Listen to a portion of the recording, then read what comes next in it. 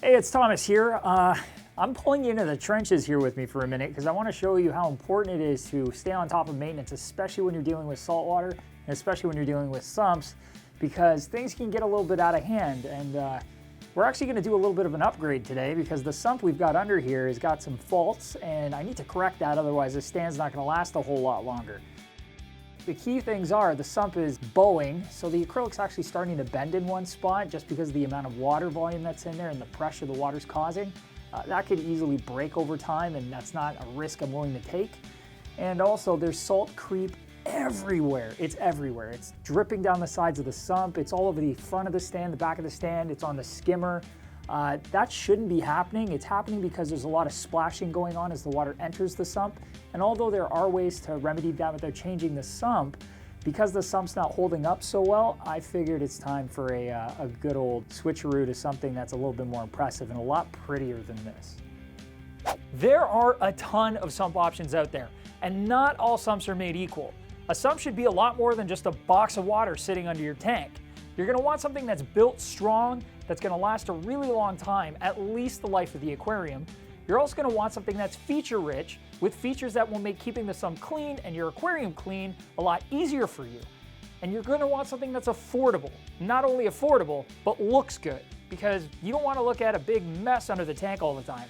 With this in mind, I was immediately drawn to Trigger Systems' line of sumps. They have a fantastic lineup, and it wasn't long before I found the exact sump that I needed for this system. But before I talk more about that, we should get rid of that gross, disgusting sump that's still under there. So I've already started off, and I've drained the sump, and I've pulled all the equipment out. What I'm going to do first is clean up all the equipment, get it in tip-top shape. That equipment's going to get transferred onto the new sump, so the things like the return pump, the reactor, dosing system, the skimmer, that's all going to stay. This sump actually has a refugium, so I'm going to pull all the Chaeto out. I'm going to clean that up, get it all trimmed up nice, and then I'm just going to pull the sump out of there. I'm going to chuck it. So the sump I chose for this tank is the Ruby Cube sump. It's a really compact design that you typically use on a cube aquarium, something with a really tight stand. But what I like about this sump is it has enough volume for the aquarium that I'm using in a very compact footprint, which means I get to use a lot more of the stand for other things that I might require them for. So let's go over some of the features that I really liked about Trigger Systems and ultimately made my decision for me as soon as I looked at their brand. They actually use a one-piece full top brace on their entire line of sumps. This is so integral for sump stability and longevity. So basically, instead of having those problems with bowing that we saw on the other sump, this sump is immune to it. It's not going to happen, and it's strong. Another feature, the Ruby line of sumps that I really like, is that they use ruby red acrylic for the top brace and the baffles. This is important not only for style, because oh my god do they ever look good, but also because the ruby acrylic will help filter out light from the refugium section, making sure that you don't get algae buildup in the other chambers of the sump. The sump also features a filter sock holder, which is locking and will hold the filter sock in place. It also includes a tie-off in case your filter sock has drawstrings, which is great. And this will help keep the amount of splashing in the sump down to a minimum and quiet things up as well, so it's less noisy. It's great also because it's going to add a level of microfiltration that we didn't have in the other sump, meaning your display tank is going to stay crystal clear, immaculate, looking great the way it should. This sump's configuration starts off with the dedicated skimmer section, which is fantastic. I always like to have the skimmer away from everything else and right at the beginning of the sump.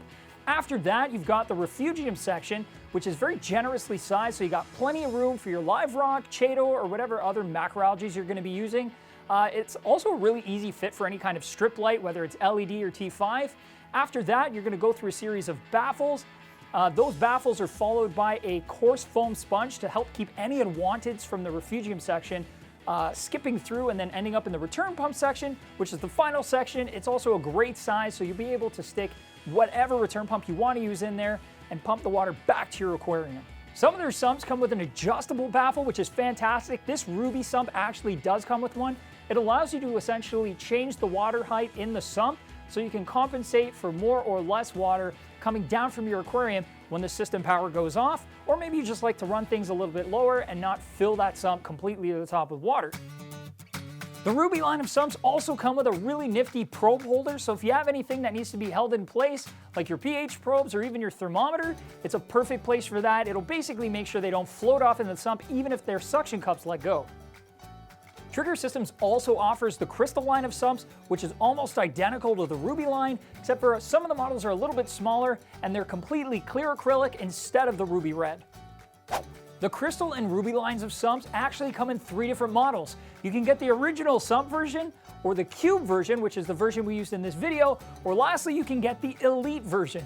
The Elite's a little bit different. It actually gives you a separate bulkhead for the refugium, so you have greater flow control without slowing down the water of the entire filtration system. Depending on what model you go with, you could also get dual platforms. Dual platforms essentially take that last baffle section and turn it into a media reactor inside the sump. If you want to kick it up to the Emerald line of sumps, they include some really useful features, including both probe and tubing holders. The tubing holders are going to be over top of the return section, so they're really good for things like dosing pumps and auto top-off systems. The Emerald sump also includes a self-adjusting platform, and their water entry system is bar none. It's incredibly quiet, it has a lid to help prevent any kind of splashing, and then it gives you the option of using either filter socks, or you can switch out that plate for the drip plate that allows you to use a coarse foam pad. The choice is yours. I'm really happy with the way things turned out on this reef system. I'm a lot more confident that the sump's gonna pull its weight, that it's gonna last a long time, and I'm really happy with how much easier it is to access the things I need to access under the tank. Thank you so much for coming down in the trenches with me for this sump swap. It's really not the most fun thing to do, but being able to do with you guys actually made it a lot more fun for me. Don't forget to check out Trigger Systems. I really can't say enough about those guys. Their sumps are fantastic. They're American made. They're built by hand. And really, I'm a hard guy to impress, but I'm impressed. Straight up, I'm impressed. Don't forget to check us out on social media, Facebook, Twitter. If you have questions, ask them there. You can even comment down below. We'd be happy to get back to you. Don't forget to subscribe to our channel. Our channel is getting massive. We have tons of videos for you. We got new ones coming out every week, and we actually do live Q&As now, so stick around for those. And as always, just keep on tanking. And I can fit a perfect size skimmer for my tank in this section, which allows me to skim my tank from the section that is first in the line of all the sections that I've just spoken to you about. That's section number 1. This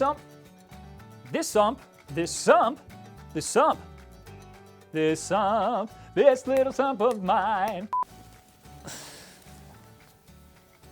Okay, I think I know how I'm gonna say this. Let's do it. This stump. Nailed it.